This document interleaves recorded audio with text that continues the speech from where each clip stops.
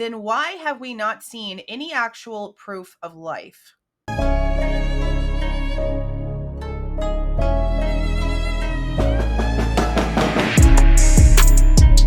Hey guys, this is Julez with True Crime Reactions. Disclaimer. Everything stated in this video is my opinion and my opinion only. And just like everything else in these cases we discuss here on this channel, everything is alleged. Jack and Lilly. Jack and Lilly. Now, I'm recording this on Sunday night. I'm not sure. I haven't seen anyway. The Darren guy that's apparently related to Malaya, the mother of Jack and Lilly, I haven't seen that he went live today on any of the channels that he has been hopping all over. I do know that in the last one he did over on It's a Criming Shame, he mentioned that his family was getting really tired of him being out here and that it was going to be pretty much the last time he was out here talking. I have a lot of issues with the things that this guy is trying to claim because we've yet to see proof of life of Jack and Lilly. This guy, who is a validated, verified family member of Malaya, has come out and claimed that this was basically a plan gone wrong. And the reasoning is really confusing, especially with the way that this guy keeps talking about Daniel. Now, Daniel is the stepfather, which is the boyfriend of Malaya. He and her were living together at the property whenever the kids disappeared. This is the basis of this. And then I'm going to get to why it makes no sense. According to this family member, and I ran down some of this in a really ranty, angry video the other night. Nothing's really changed. But the reason why I'm so mad is because when it comes to the very specifics of who might actually have Jack and Lilly, this family member is blatantly coming out here and saying he's not going to tell the police who it is. I'm sorry? What? That's my biggest issue here. He keeps making that statement. So it has to be true that he's just out here in the public running his mouth, but not giving the cops a name. That's honestly putting these kids in even more danger, and it's really just ignorantly stupid, but we're just going to continue. So according to this family member, Malaya did not want to be around the area because her children's father, who she had left for apparent DV, is what it sounds like is coming out from this. Very possible. She didn't want him to accidentally see them at some point. Now, they didn't live very close together, and it had been like a year and a half since the biological grandmother on the father's side had even spoken to or seen the children. Now, the biological father had been living back with his mother for the past like 9 or 10 months before the kids disappeared. So that's still a good amount of time prior to him moving in that the kids just weren't allowed to see the biological grandmother. Now, the stories for that aren't making any sense either. We're getting flipped-flopped stories.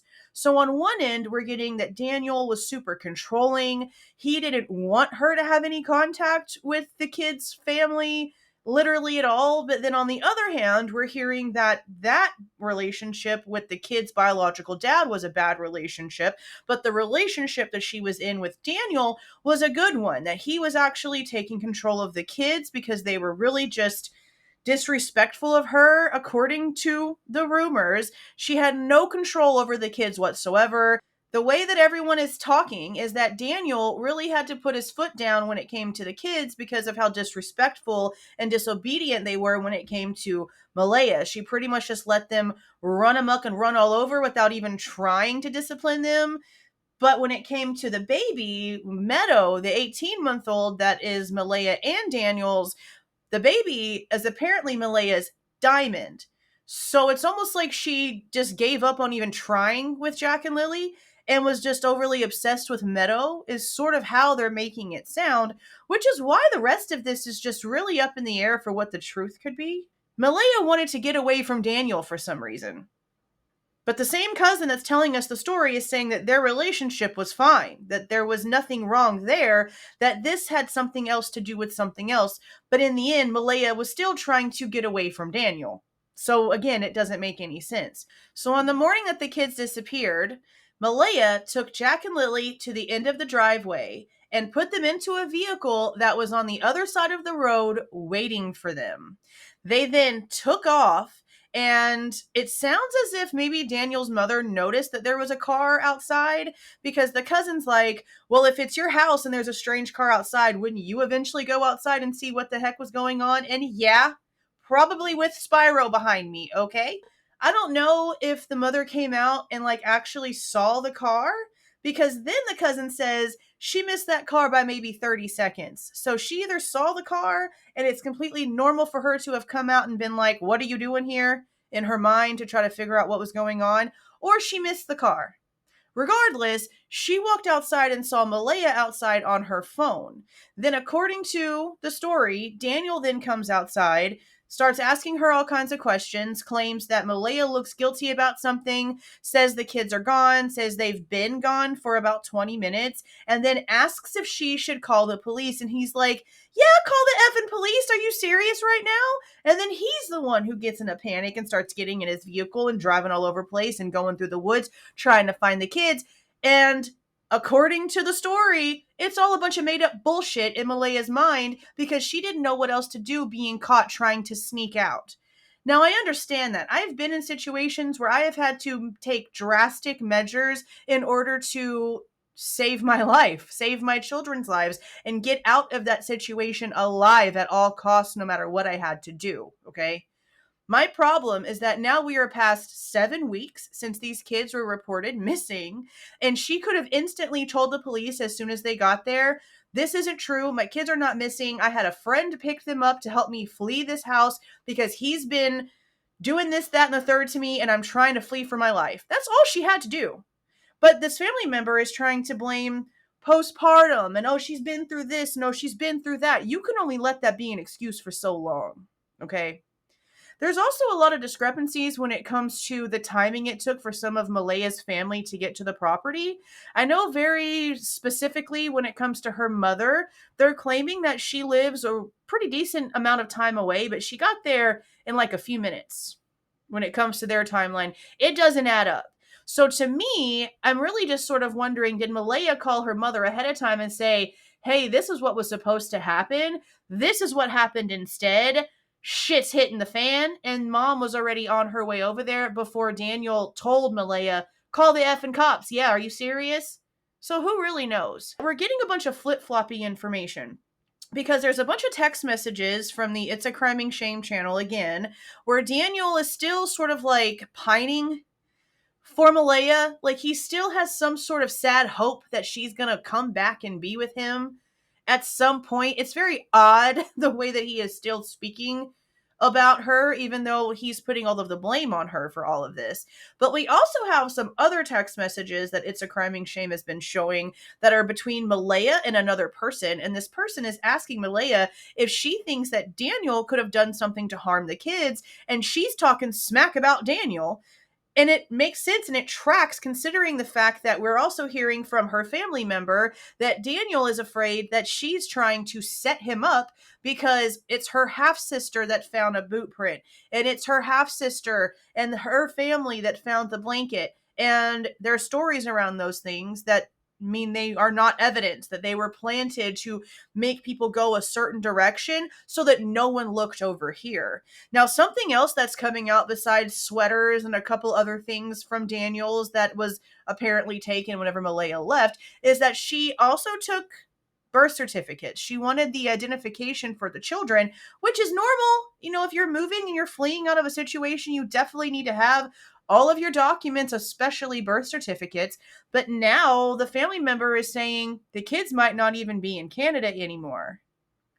So, was that for passports? Were these kids voluntarily brought over country lines? Or is this another situation? And I ask that way because we hear from several people that Jack and Lilly kind of just did their own thing and Malaya just didn't really care too much. That she mainly focused on Meadow, the baby. And with the relationship that she had with Jack and Lily's father, I've seen this before. I've seen this with mothers that are done and over with their last relationship. They've done moved on, had a kid with another man, and they don't want anything to do with the kids from that last relationship. It happens a lot. And then they end up doing stupid stuff. That happens a lot too. So did she get rid of them? Or are they actually with people that she knows? Because I feel like if we could really track it down to some girlfriends of hers that are around her age that just did something stupid trying to help a friend, we would have proof of life by now. we wouldn't have the Nova Scotian government offering a $150,000 reward. So I don't really know. I don't not believe Darren's story because a lot of what he's claiming, and yes, his name is actually Darren. He's been going around saying some other name, but then finally gave us his real name the other day. Darren is as far as I'll go with it. But he has been pretty on point with what would make sense here. Up until you consider the fact he's been out here talking for days and days and days, and we have no Jack and Lilly. So where are they? If it's just this simple, like she screwed up, her friends actually have Jack and Lilly, they jetted out of there whenever Daniel's mom walked outside because everything just got thrown out. She wasn't even supposed to be home. It ruined the whole plan. Where's Jack and Lilly? Because now, apparently, once Malaya got wind that Darren knew something was up, she left her mom's house. She went on the run. CPS came and took Meadow. And Malaya's out on the reservation somewhere, according to rumor. Of course, none of this is validated. The cops over there are really tight-lipped. But we also have a whole bunch of the news stations and stuff still talking to people about how they're in the woods and they have searchers out in the woods. I mean, there's a lot of resources being spent right now on finding Jack and Lilly. All well and good if it's legit. But what are we doing? What are we waiting for? This guy has been out here for days, and Daniel has too. He's been validating a lot of the stuff that Darren has been stating. Belinda, who's the biological father's mother, has also been out here validating quite a few things. Some people don't believe Darren whatsoever. They think that he's just coming up with a story to try to cover up something else. And yeah, that could be very possible. It is Malaya's family, though, not Daniel's. So I don't really know what it would be that he would be trying to cover up, because he, again, is not claiming that there was anything wrong with Malaya and Daniel's relationship. At least nothing that's come out in all of the deep-end investigation that he's doing by going around and speaking to family members and friends and stuff like that. And I feel like if there was, he probably would have come out and said it by now. But he just keeps stating how the past relationship with Jack and Lily's father was the bad one and not so much with Daniel. So then what are you fleeing for? That's another part, like I mentioned, that makes no sense. They either did have a decent relationship and she just doesn't know how to handle needing change and this literally blew up out of nothing, or he really is a horrible man that she was trying to escape from and the plan went wrong. But it can't be she was fleeing from Daniel and Darren saying, oh, whatever she was scared of, whatever she was running away from, we could have protected her, and it be Daniel while he's also taking up for Daniel. That doesn't make sense. Now, some of these text messages that have been coming out are mentioning that CPS could have been involved in the situation as well. So then another question arises is the reason why she decided to put Jack and Lilly in such a strange situation because she was trying to protect them from CPS. But if that's the case, why didn't you just let them go off with your family on the reservation to begin with? Why did you let this turn into a whole missing persons case that's now gone on for a month and a half and cost millions of dollars in resources at this point? Probably pretty close to it. So again, if any portion of this story is true, I can only let her make it up until the cops got there. Once the cops got there and she didn't clear up what was happening and she let this go on the way that it continued on, and then her mother stepped in and whisked her away and stopped letting her use her phone and everything else, that's where I lose all sympathy. Especially since, again, we have no proof of life for Jack and Lilly. But she apparently grabbed birth certificates, teddy bears, sweaters, and other things before she took off. So where are they? If this really was just a plan gone wrong, and Jack and Lilly are with family and or friends of their mother, then why have we not received any proof of life? The police are not even recognizing this situation, not officially anyway. So I'm really curious as to what's going on in the background, especially whenever we've got this guy out here doing all of this, but then also claiming he's not telling the cops the information. He might be giving them a little bit of this here and there, but when it comes to who he thinks actually physically has the kids and where they might actually be, not in Canada, he's not telling them. And he's out here telling us he's not telling them. It's just, again, immature and stupid.